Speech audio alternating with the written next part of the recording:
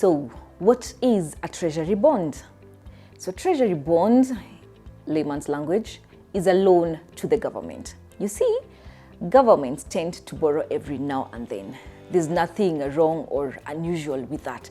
And how they do that, they can borrow internationally from outside the country, or they can borrow domestically from its own people.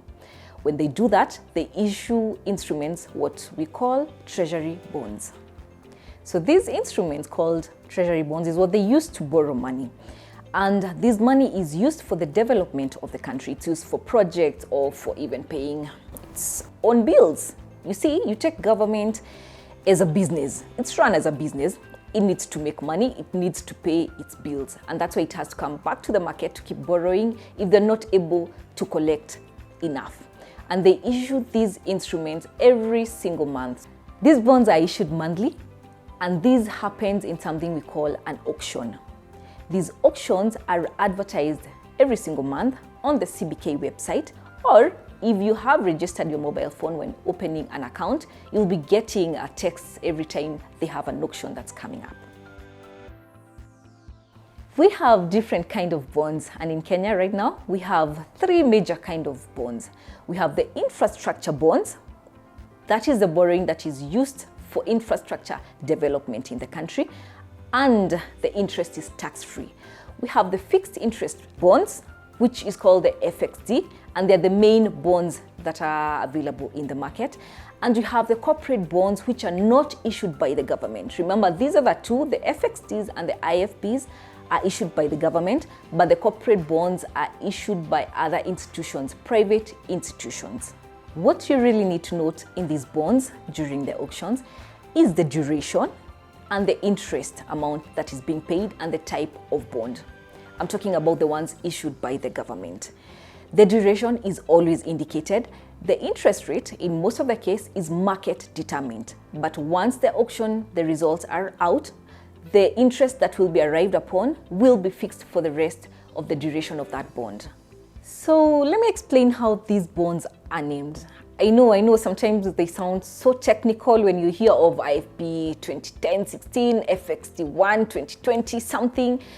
Yeah, but I need it to try and simplify it as much as I can. So the naming of the bonds, two major bonds we're dealing with, the FXDs, which are the fixed interest. The FXD stands for the fixed interest bit of the bond.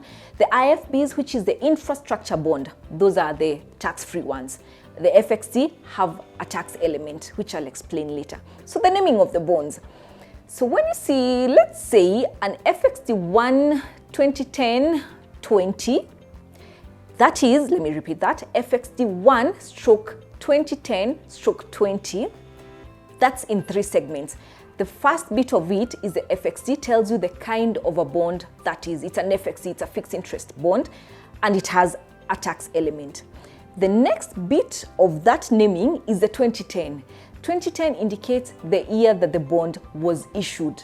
So if it's 2010, if it's 2022, if it's 2014, it's given that naming there, 2010. So FXD1 2010. Then the last component of 20 is the duration of the bond. So this bond is an FXD1, the first issue of FXD, issued in 2010, and it's 20-year long. So if we go to something like, let's say, IFB1 2022-14, the first bit of that naming, of that IFB, it tells you it's an infrastructure bonds. First thing it tells you it's tax-free. So the IFB1, that's the first component. Then there is 2022 is the year that it was issued. So an IFB that was issued in 2020. Then the last element, the 14, is how long that bond is. So an FB1 2022-14 is an IFB bond issued in 2022 that is 14 years long. So what is the duration of these bonds? They're usually benchmarked in specific years. The shortest bond we have is like 2 years long, and the longest so far, 25 year or 30 years. So it's a duration between 2 years and 30 years. So what happens if they tell you the bond is 10-year long? That means you're putting your investment for the next 10 years.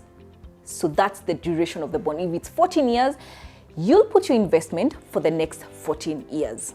So the benchmarked years are usually like 2 years, 5 years, 10 years, 15 years, 20 and 25, and once in a while, a 30 year.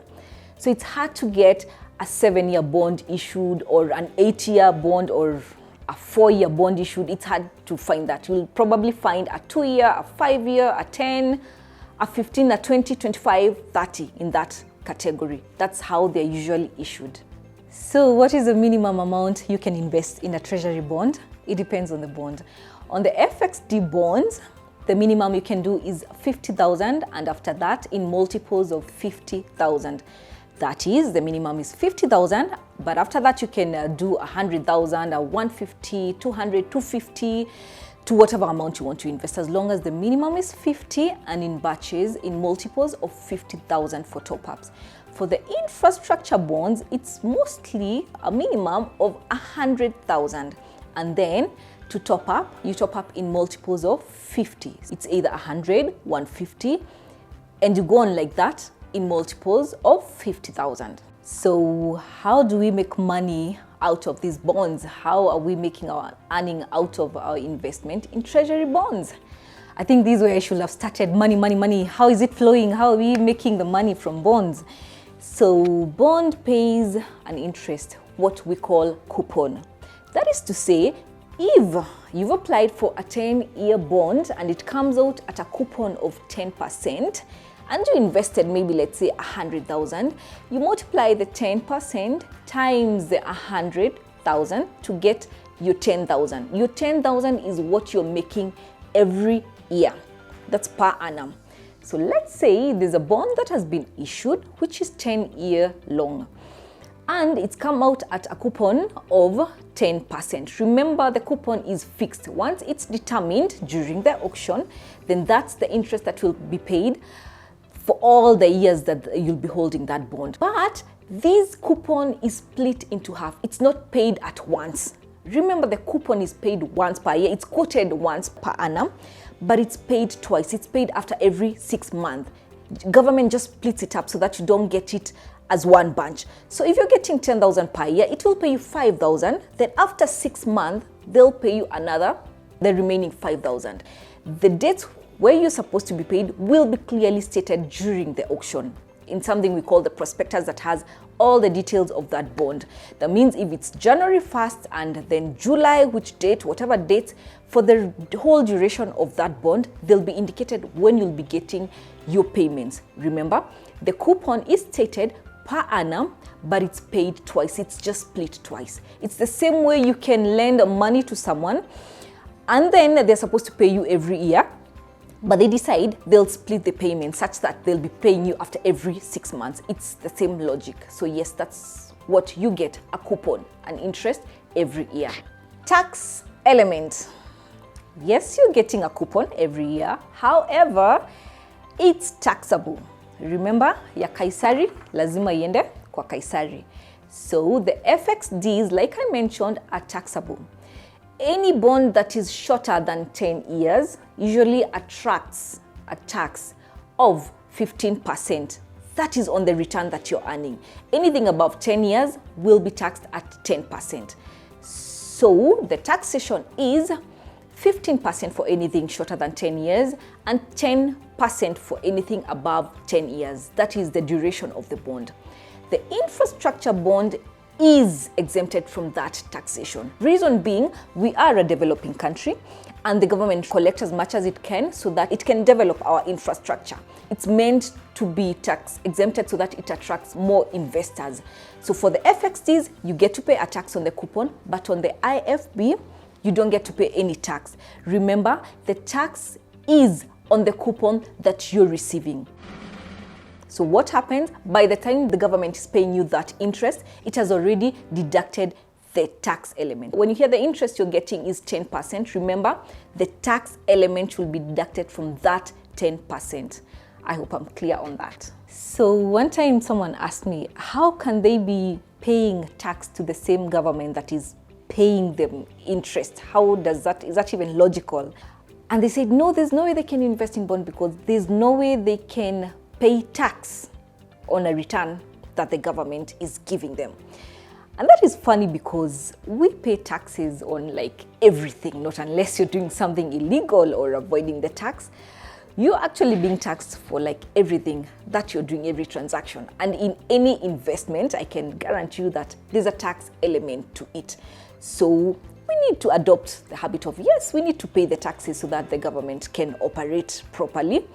And this tax is not really punitive. I mean, so yes, accept the return that it's getting you, but also you have to give back the tax that you're meant to pay. And yes, we do pay taxes in like every investment that we do.